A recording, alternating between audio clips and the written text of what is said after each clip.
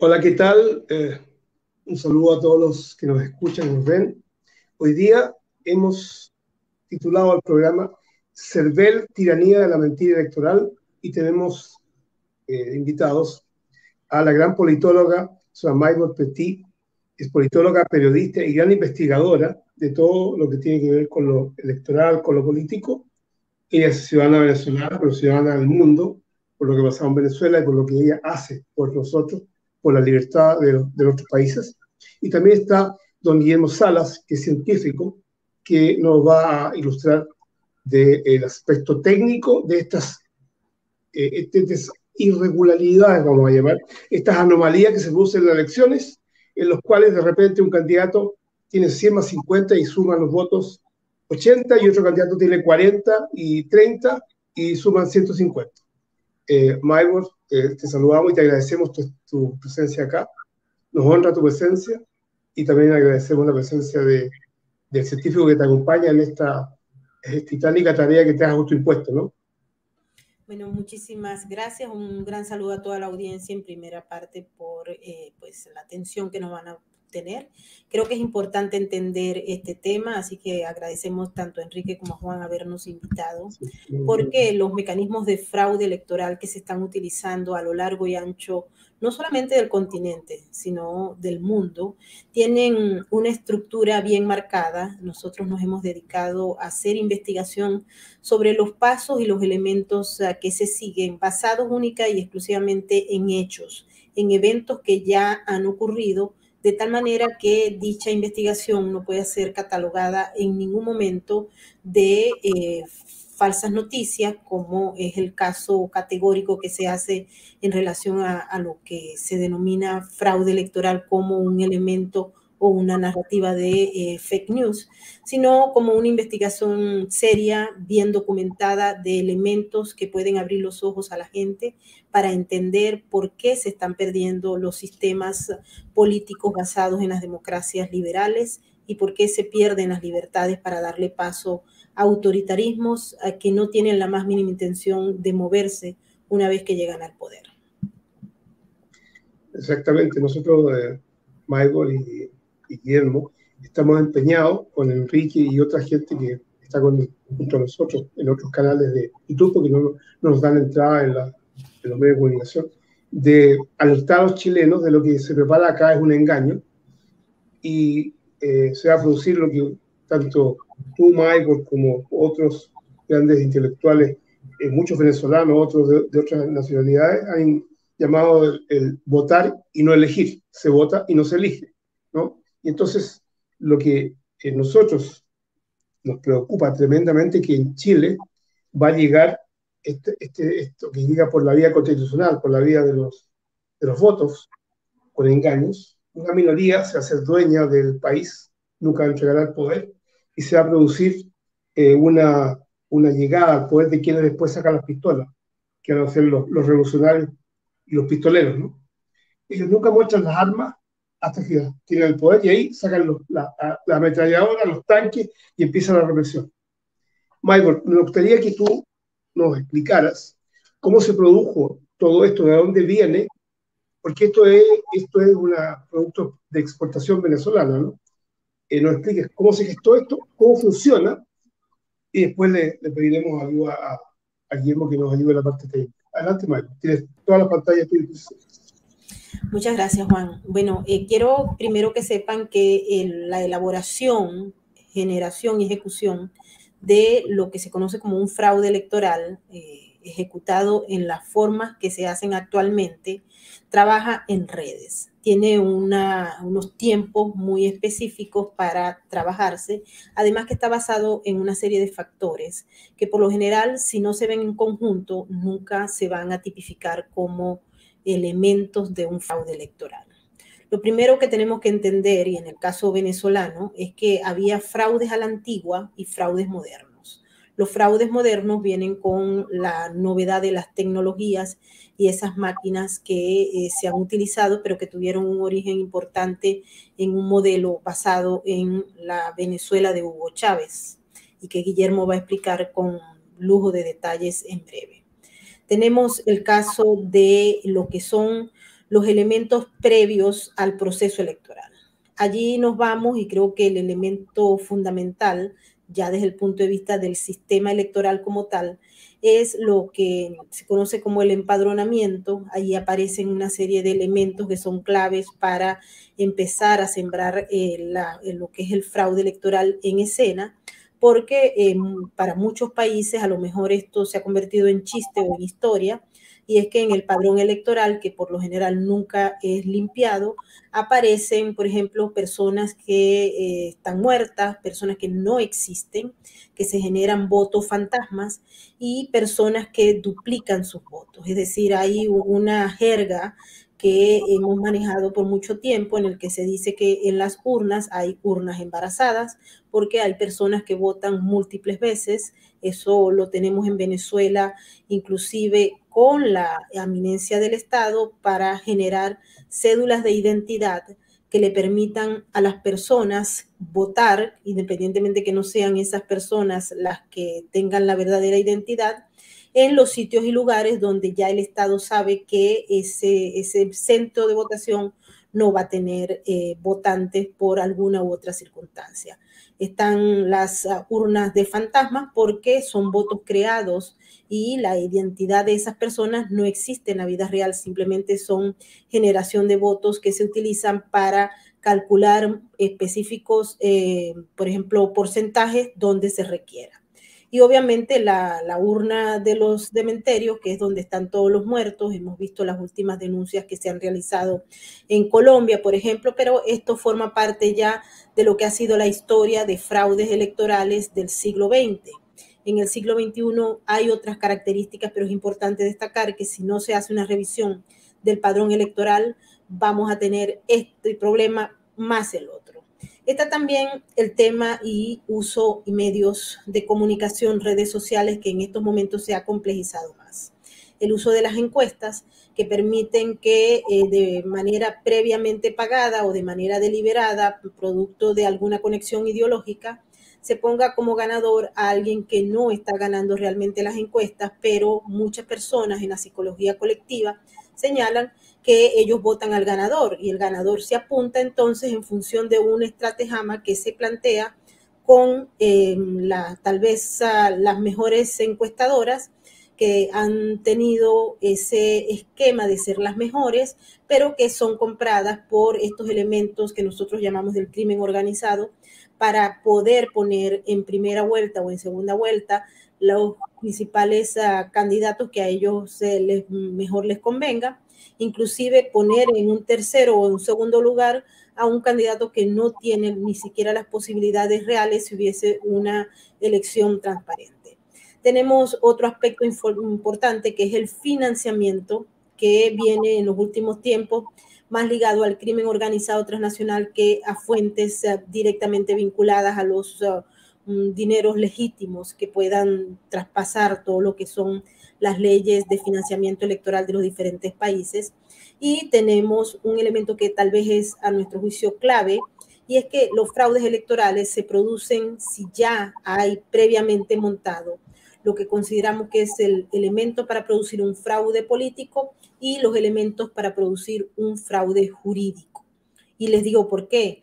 Una vez que se produce el proceso y que hay a través de un sistema manual o un sistema electrónico un proceso de votación, en esa misma medida las personas que se dedican o que se ponen como objetivo fundamental generar un fraude tratan de eliminar a toda costa las evidencias. Eso lo hacen todos los criminales a nivel de toda la esfera. Pero si lo hacen en este particular, hay muchos casos que podemos evidenciar, y por ello conozco muy bien, por ejemplo, el caso de Bolivia, donde grupos de expertos, ingenieros, analistas, matemáticos y estadísticos lograron evidenciar que había un fraude electoral, lo llevaron al centro electoral, lo llevaron a la fiscalía, y esas evidencias nunca fueron recibidas, fueron rechazadas de inmediato, porque existía ya una estructura creada y que fue infiltrada con anticipación para evitar que en ninguna de las instancias señaladas por las leyes de cualquier país puedan hacerse de esas evidencias, es decir, que puedan abrir y darle un peso jurídico a un fraude electoral. Hay muy pocas excepciones, Guillermo y yo estábamos hablando anoche de unas de ellas, pero la esencia, la generalidad es que se evita, se aborta cualquier posibilidad de que se presenten pruebas y que en juicio se vayan a vislumbrar esas evidencias.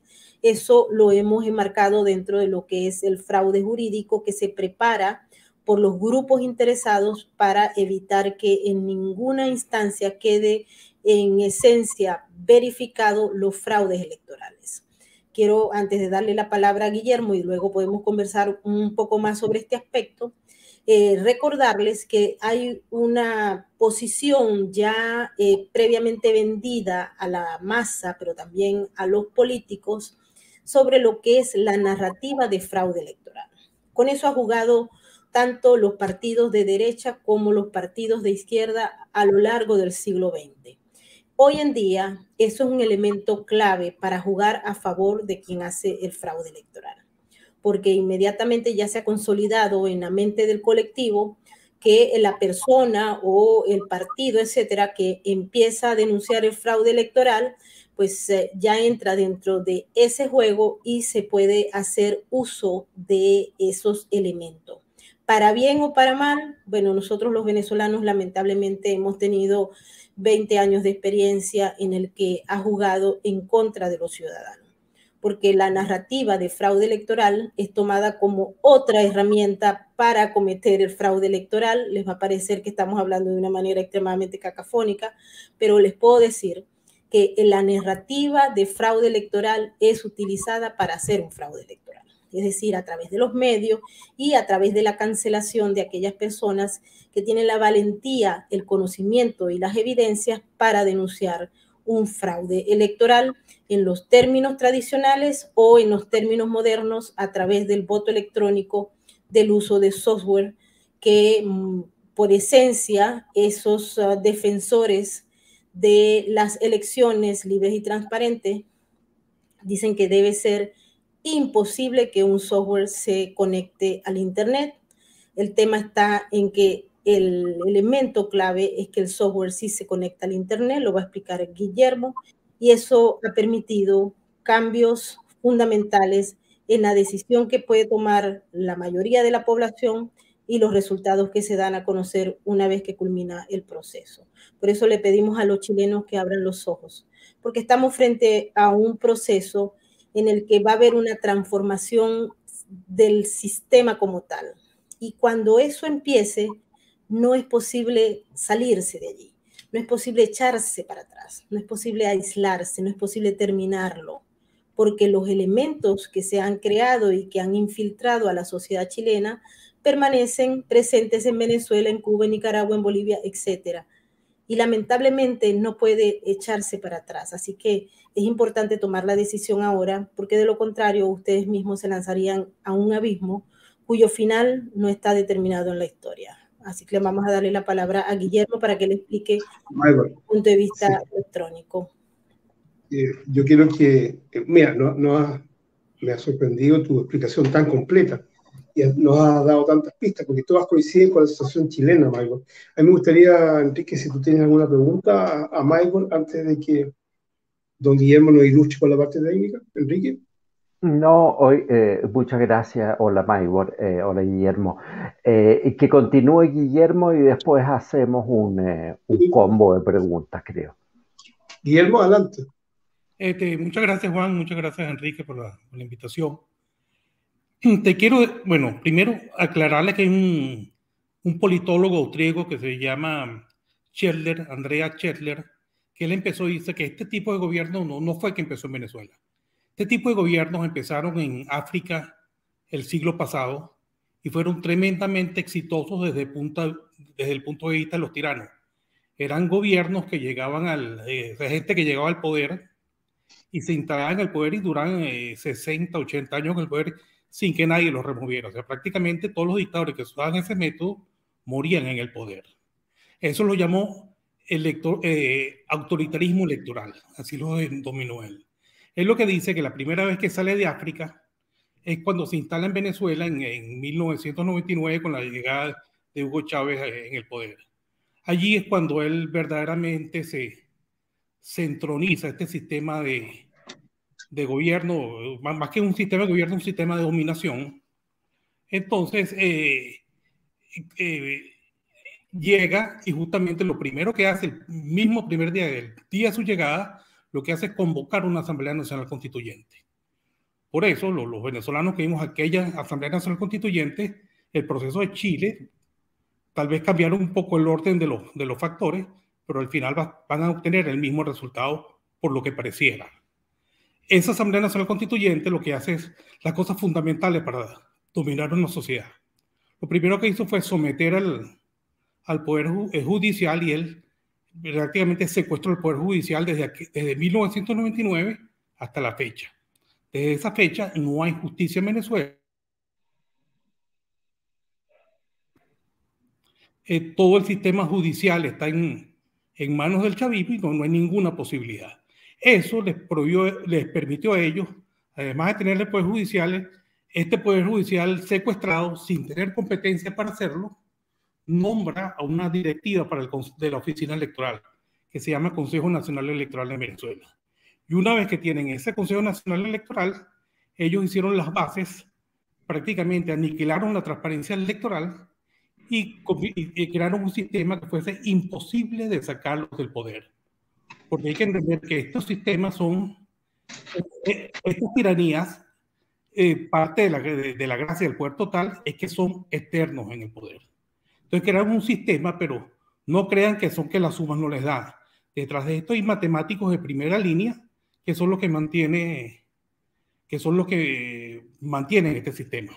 Por lo menos a Venezuela, en la época que montaron ese sistema, nada más por petróleo, al gobierno venezolano, estaban entrando $500 millones diarios, nada más por petróleo. No piensen que un gobierno con esa cantidad de dinero se va a conseguir unos matemáticos que no les cuadren la suma al final.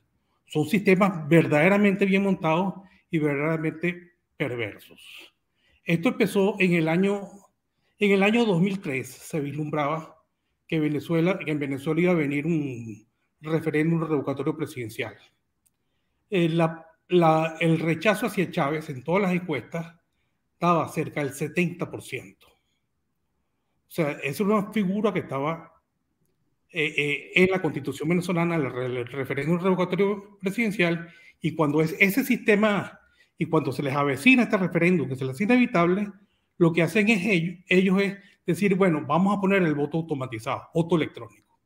Y encima ponen una compañía que la seleccionan a dedo, que en su vida había hecho una elección y que en el fondo los dueños eran ellos mismos. Eso lo descubrieron unos periodistas en Miami, del Miami Herald.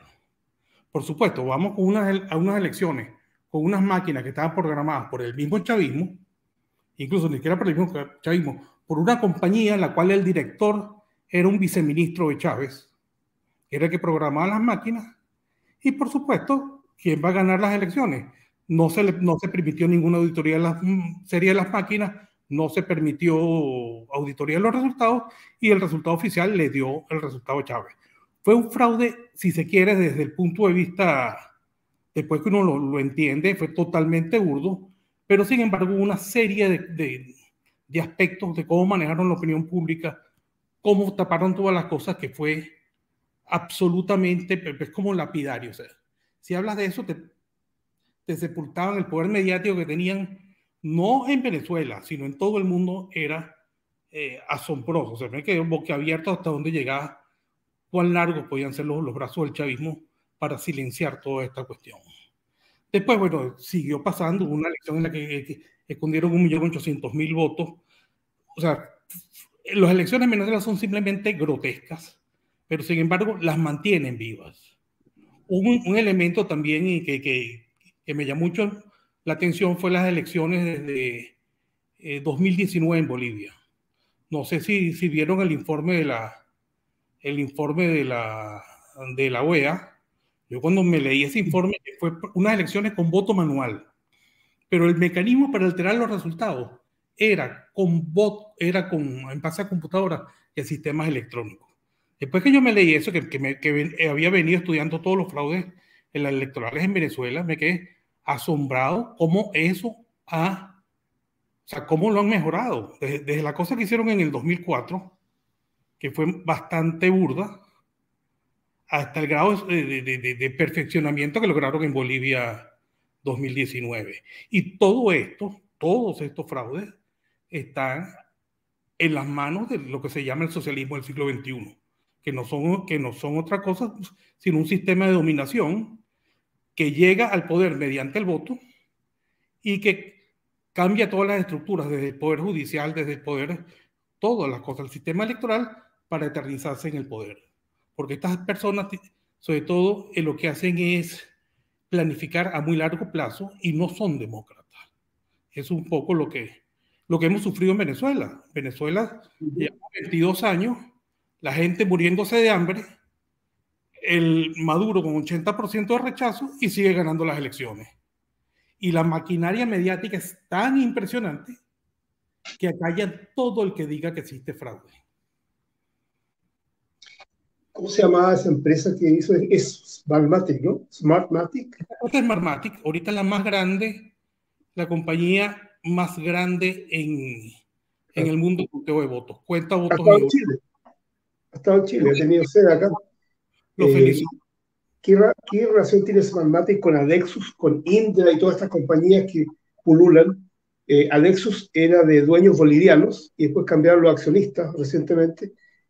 Adujeron una quiebra de la empresa y lo cambiaron. Y es la empresa que está haciendo supuestamente, o va a hacer supuestamente, el conteo de votos. Entonces, están las garras, están los tentáculos de este sistema de dominación a través de las máquinas, ¿no? De los software. Sí, lo que pasa es que no necesariamente usan el mismo nombre, ni necesariamente uno puede descubrir porque tontos no son.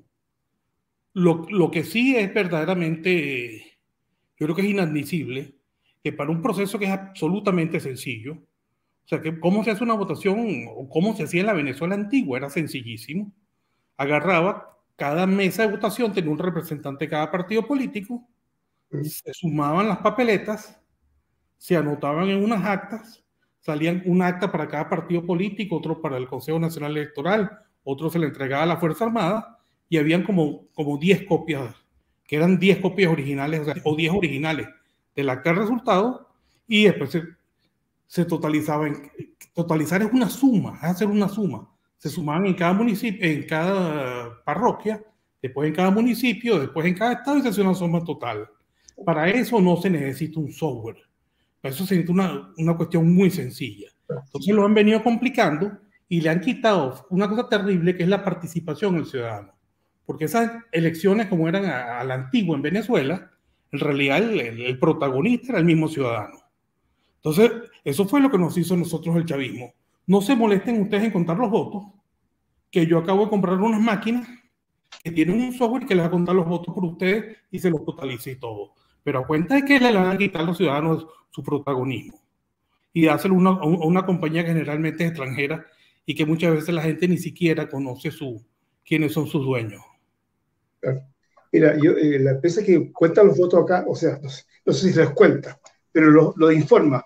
Se llama Adexus Chile, y esa empresa, nosotros busqué quiénes son los dueños, y se forma toda una maraña de compañías que no saben quiénes son los dueños. Y no han aceptado que se audite el software y se investigue a la gente que cuenta los votos en Chile. Y como tú nos informas, Guillermo, no los cuentan, sino que los asignan. ¿Tienes algo más que complementar, Guillermo, en tu explicación técnica inicial? Si la cosa es así, yo creo que los venezolanos debemos acusar a los chilenos de plagio. Porque lo que están prácticamente es plagiando lo que pasó en Venezuela. En Venezuela nadie puede saber quién es el dueño de la compañía, porque esconde a los propietarios tras un trozo. No dejan fuentes, no dejan ver nada, es simplemente un acto de fe. Yo te tengo una compañía que ni siquiera te digo quiénes son sus dueños, y tú tienes que tener fe ciega en que eso es lo que están haciendo. O sea, en otras palabras, lo que quiero decirle es que el sistema lo que están ahorita mal gobernando Chile, parece que se copiaran todo lo que se hizo en Venezuela en los primeros años del chavismo, desde la constituyente hasta el sistema de votación. Y la empresa es venezolana, o sea, es boliviana, de origen boliviano. Los dueños de Adex Chile eran bolivianos, lo cambiaron los dueños y nadie sabe ahora quiénes son los dueños. Más que acusarlos de plagio, deberían decirle que los chilenos aceptamos este plebiscito. Con estas condiciones, somos los reyes los pelotudos. Eso es lo que deberían decir, ¿no? Y no lo obedeceríamos. Enrique, ¿tú tienes alguna pregunta tanto para Guillermo como para Michael después, para continuar con su análisis? Bueno, ahora me asalta una duda, y la duda es la siguiente: ¿quién se va a poder erigir como árbitro finalmente para poner en orden un continente o un subcontinente, si se quiere, que está entrando en una decadencia total? Porque pensar que en unos años más tengamos una Sudamérica y Centroamérica completa con performances similares a la cubana y la venezolana es una tragedia que, entre otras cosas, no les interesa tener ni a Norteamérica ni a Europa, que van a ser los que van a tener que recibir a los refugiados. Creo que la pregunta es bastante pertinente, Enrique, porque hay que entender, y lo dije al principio, que esto es un proceso que se está brindando a través de un mecanismo de redes. Y redes con actores suprarregionales muy importantes como China, Rusia e Irán, que a todas luces pues son enemigos de Occidente.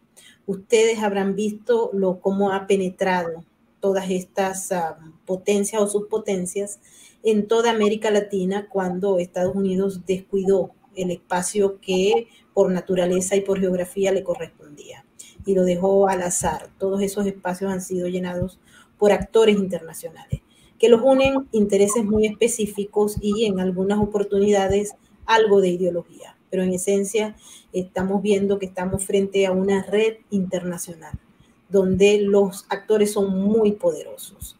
Cuando nos pregunta Enrique quién es el que va a controlar, yo creo que estamos frente a uno de los escenarios más pesimistas que hemos podido tener en los últimos siglos. Porque anteriormente América Latina la dominaba Europa a través de las potencias que habían conquistado, si se puede utilizar ese término que hoy en día es reñido con el neolenguaje que se ha impuesto, pero que en la historia lo conocemos como esa colonización.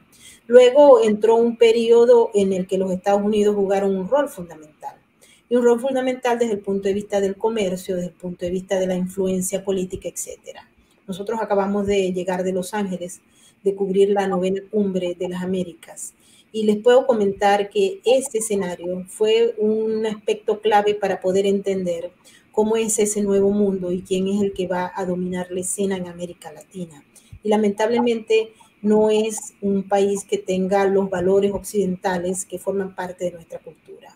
Esto va mucho más allá.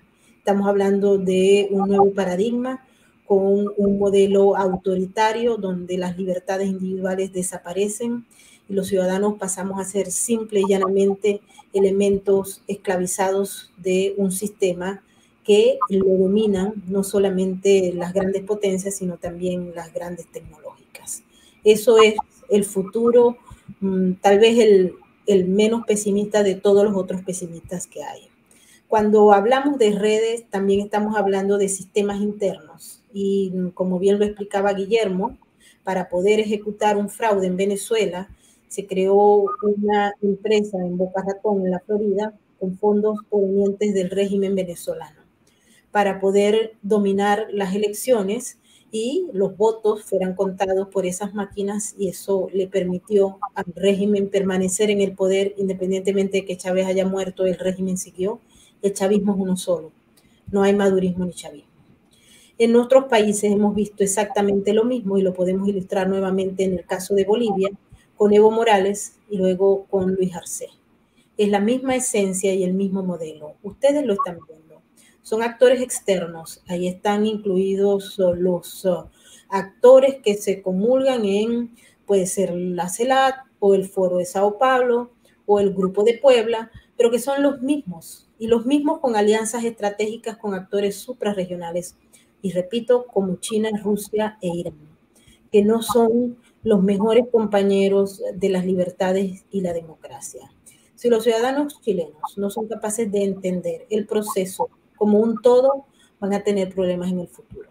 Y se van a parecer cada vez más a los venezolanos, que somos unos despatriados, porque nuestra patria fue robada por autócratas que no tienen la más mínima intención de salir del poder, porque están girando en función de una red de crimen organizado transnacional con mucho dinero. Y ese dinero lo ofrecen muchos elementos y factores. Y pueden ver lo que hay ahorita en geopolítica en América Latina para poder entender más y enlazar los eventos que se están generando y que no tienen nada que ver con nuestra cultura anterior, pero que tienen que ver mucho con el paradigma que se está imponiendo frente a los ojos de los demás y frente a la inactividad del verdadero ciudadano que no está defendiendo sus libertades y sus derechos. Sí, en Chile, Michael, hay un problema producto de todo este manejo, de los sucios manejos para hacer estas irregularidades en las elecciones. Lo que se ha producido es que, igual como pasó en Venezuela, y yo creo que es parte del sistema para llegar a la dominación total, es que los políticos tienen cero legitimidad, cero confianza. En Chile los partidos políticos y los políticos gozan de una confianza que por lejos va bajo el 10%.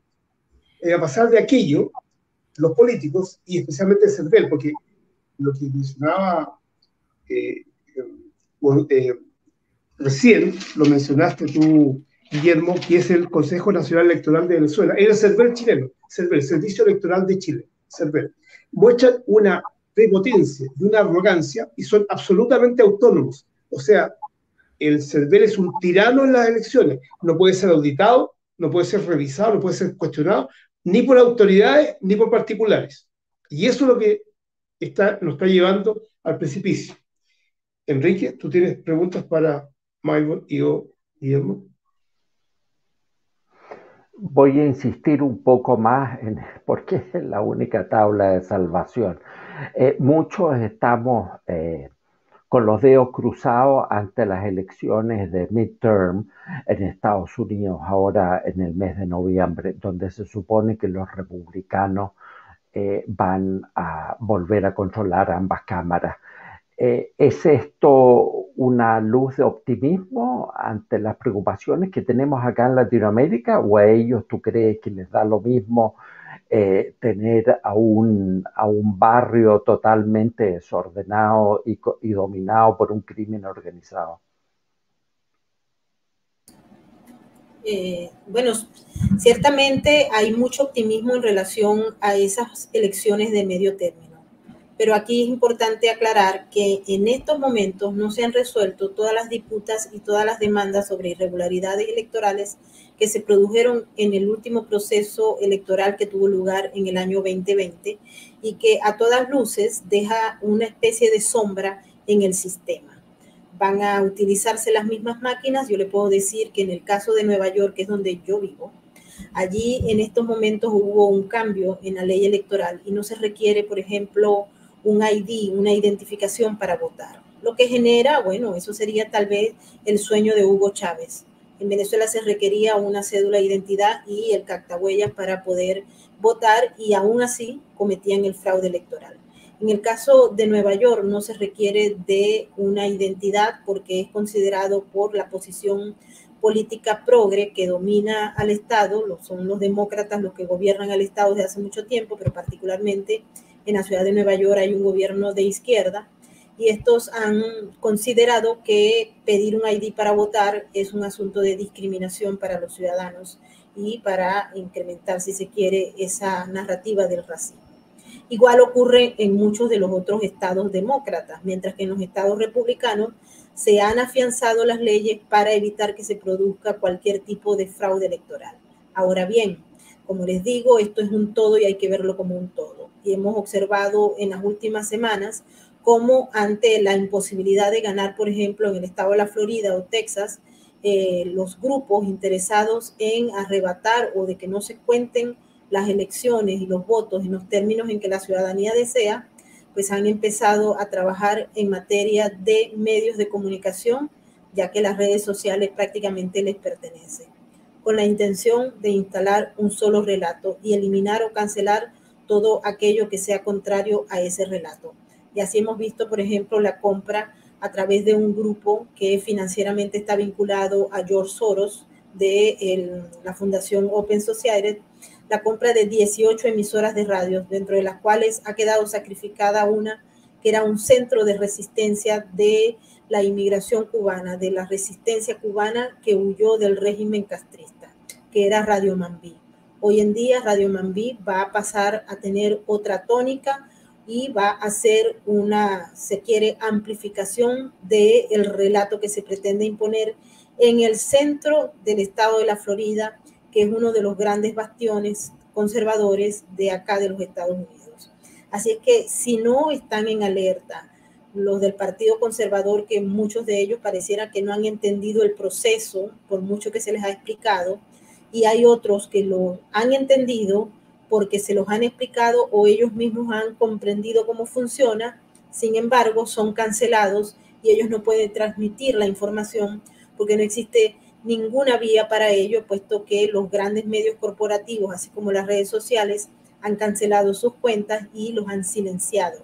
Desde el que era el presidente de los Estados Unidos hasta cualquier persona que de alguna manera entienda el proceso y quiera alertar a la población de cómo tomar medidas para evitar que se produzcan nuevamente. Hay algunas voces valientes que han continuado por la creación de nuevas redes sociales o la creación de medios independientes alternativos, pero como lamentablemente existe un monopolio desde el punto de vista tecnológico, es muy complejo llevar el mensaje a la población, que dicho sea de paso, ya tiene avanzado un proceso de lavado de cerebro a través de los sistemas escolares que se han impuesto en los Estados Unidos, y aunque a muchos en Chile le parezca una radicalidad o tal vez un absurdo, vienen del siglo pasado y están inspirados en aquellos viejos programas de Gramsci, que jamás se imaginó que podía lograr su objetivo aquí en la casa, en el gran imperio. Estamos frente a un cambio de paradigma y lamentablemente desde el gobierno federal lo que se vende es un poco más de propaganda que alimenta en todo sentido la división del país, y esto genera muchas dudas sobre los resultados que sean transparentes en un proceso electoral que ya de por sí está cargando con una nube porque los sistemas de justicia no operaron en el momento debido para darle claridad a esas dudas del ciudadano.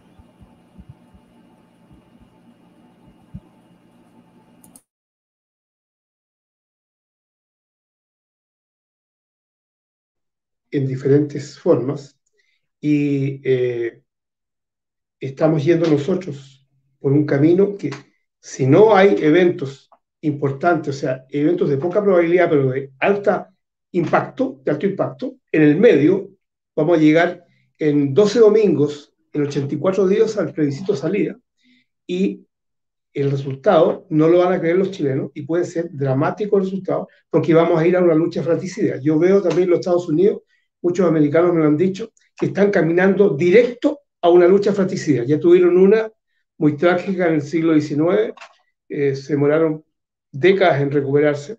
Yo creo que Chile también sería lo mismo.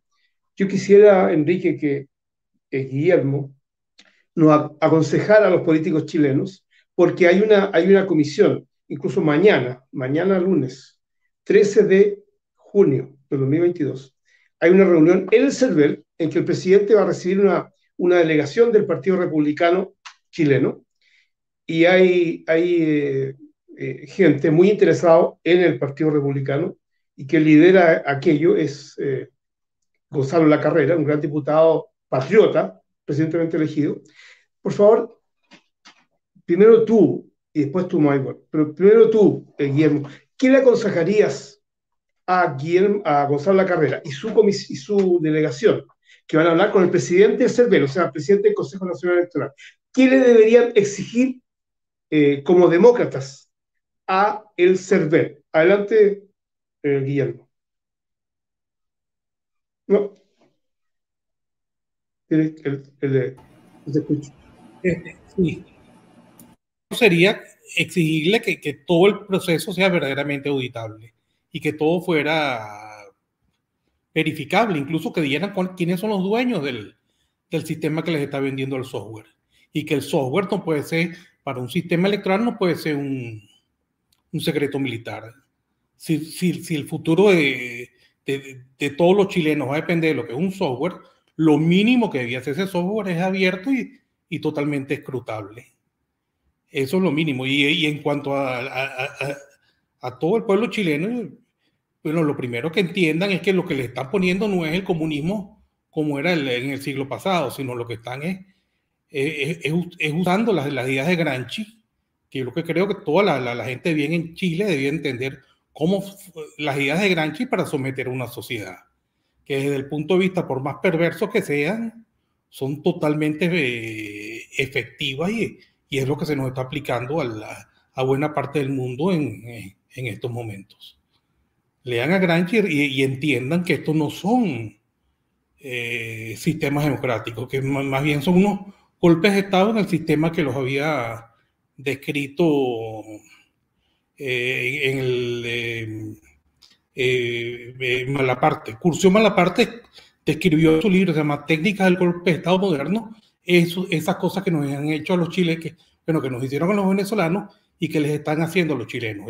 Él estudió el caso de cómo Napoleón se hizo el poder total y cómo Mussolini se hizo el poder total, que es exactamente lo que hacen esto. A través de una serie de acciones, las escribió en un libro y las escribió en el libro para que las generaciones futuras las entendieran y no se las dejaran hacer. Desgraciadamente, yo creo que el mundo democrático se descuidó y no entendió la gravedad de todos estos procesos, que son auténticos golpes de Estado dados desde el Estado.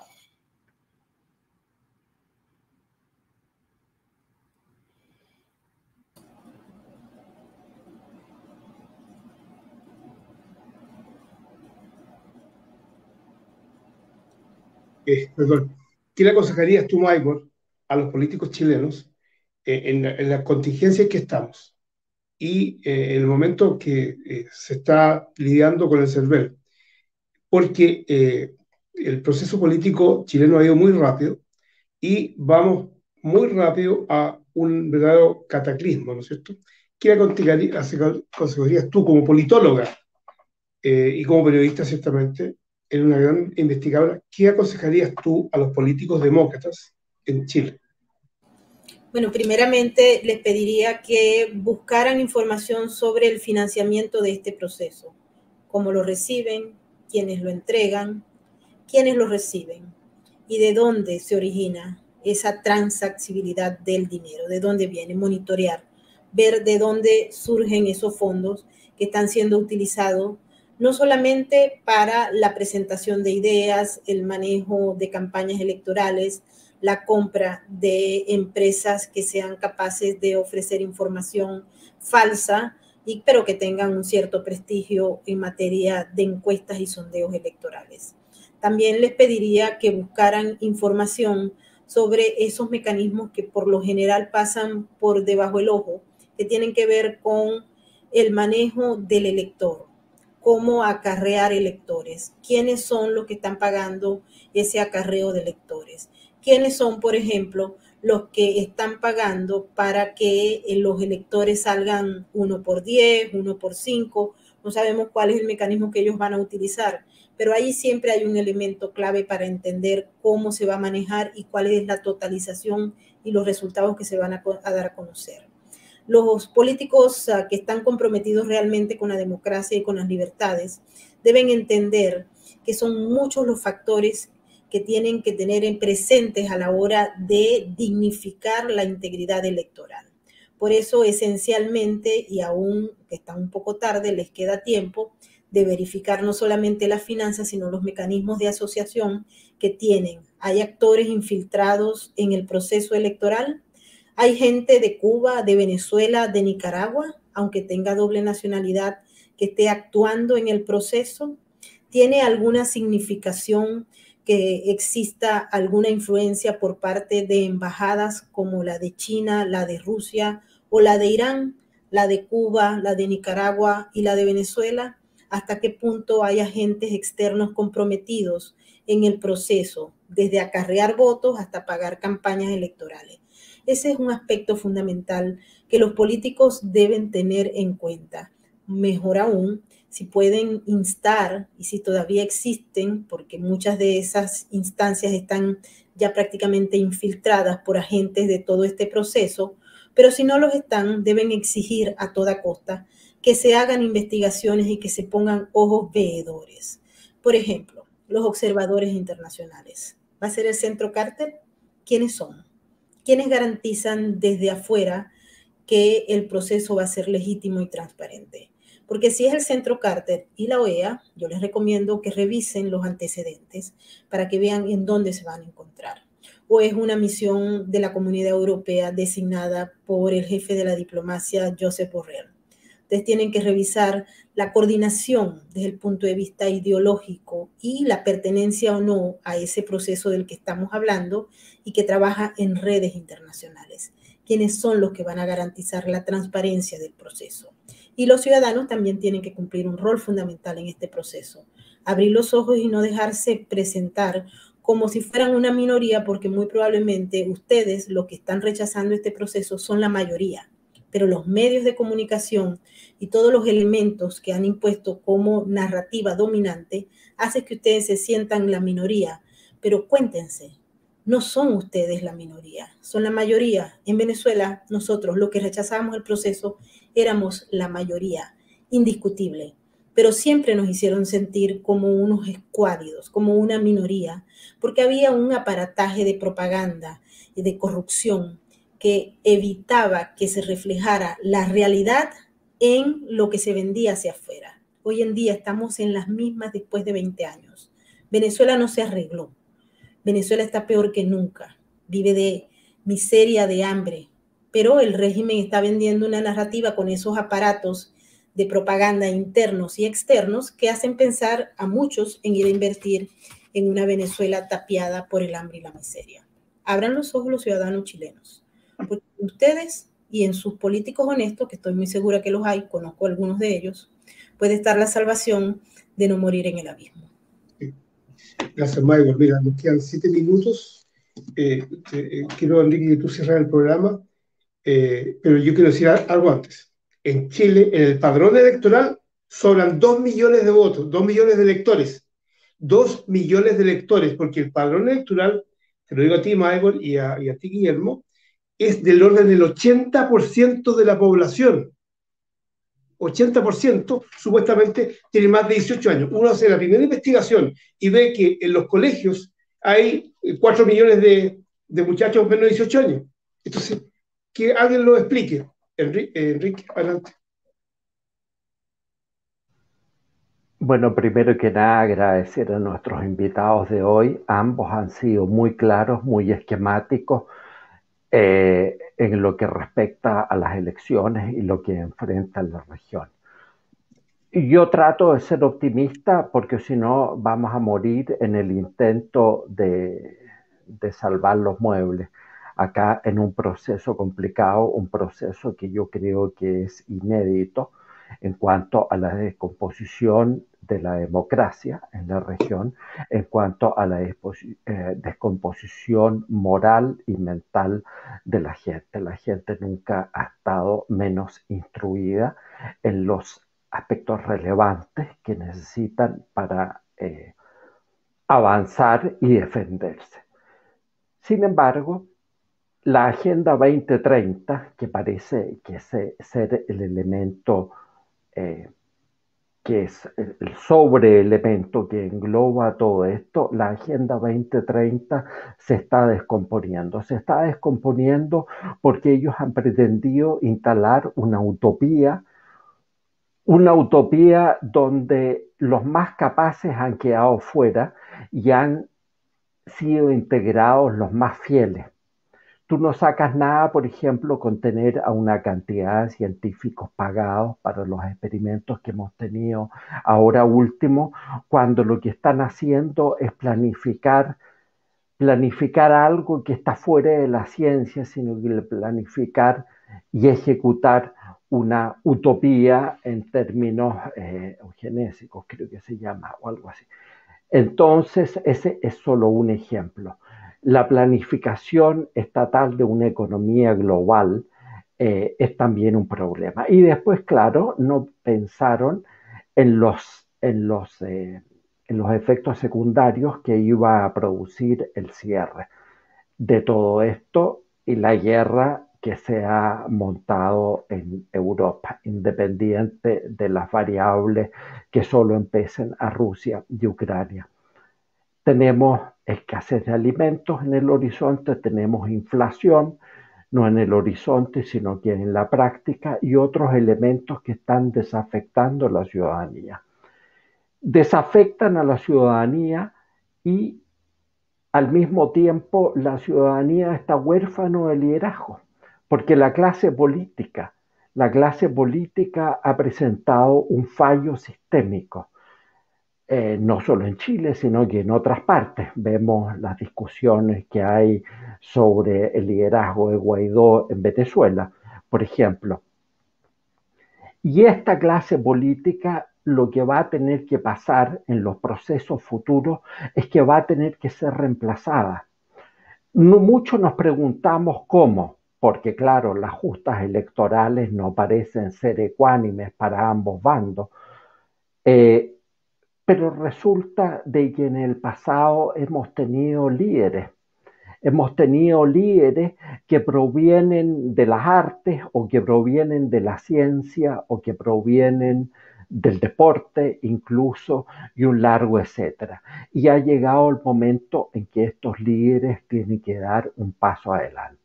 Acá en Chile, por ejemplo, la discusión hace un tiempo era, pero si no tenemos líderes, nuestros líderes que vislumbrábamos en la nueva derecha no han dado ni el ancho ni el largo, pero sin embargo ha empezado a aparecer gente que se atreve a sacar la voz. Porque acá el rey está desnudo, y esto es algo que es absolutamente evidente, el rey está desnudo porque hay un fallo sistémico en la utopía que ellos trataron de implementar. Si todo esto está englobado dentro de un marco, no es que la gente quiera el poder por el poder, quieren controlar a la gente, pero en los países donde han ejercido el control más férreo, que singularizo como Cuba y Venezuela, los resultados están a la vista, porque acá en Chile hemos tenido que recibir a muchos compatriotas continentales venezolanos, algunos buenos y otros menos buenos, pero en fin, es un hecho de la causa. Entonces, a mí me parece que el elemento, y en esto saludo los esfuerzos de Maybor, bueno, y ciertamente también los de Guillermo, pero Maybor a través de sus programas ha mostrado que otro mundo es plausible. Yo no los veo todos porque siendo chileno estoy viendo más programas de periodistas venezolanos que otra cosa, pero hay un abanico realmente espectacular entre Maybor, nuestra amiga Nitu, Daniel Lara y otros que han sido, incluso algunos de edad avanzada, que han sido muy claros en el discurso y muy claros en alumbrar lo que se viene. ¿Qué se viene acá?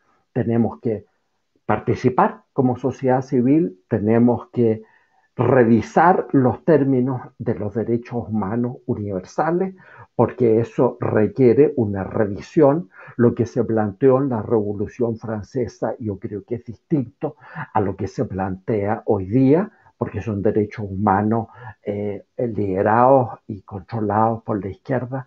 Necesitamos plantear lo que es una buena democracia, como han planteado algunos expertos venezolanos que he visto en programas. No puede ser que un país que se diga democrático tenga dentro de sí el germen de la destrucción. lo que lo está corroyendo ahora en este preciso momento. Lo vemos en otras partes y lo vemos acá. Eso es, Juan, terminé a tiempo. Se nos hizo corto como esperábamos. Maigo, te agradecemos mucho, te felicitamos por tu titánica labor que te has autoimpuesto por la lucha por las libertades y por la democracia y el Estado de Derecho.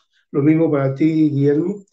Esperamos tenernos nuevamente en nuestro programa y muchas gracias y Dios ayude a Chile y a Venezuela.